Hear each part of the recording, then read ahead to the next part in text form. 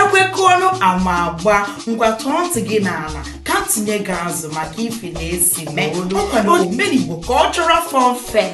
Asị m na ọ bụ gịnị Omenigbo Cultural Fun Fair. Kedu ndị bụ Omenigbo Culture?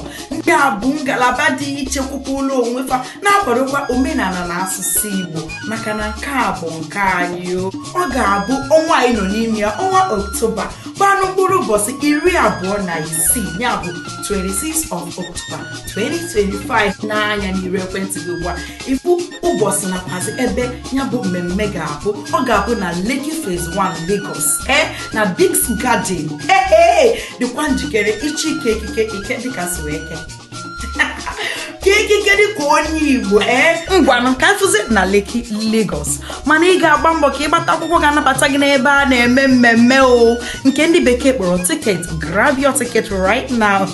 Ekwekwana ka akọọlụ gị nke akọọlụ maka na nke a ga-abụ ọpụrụ iche.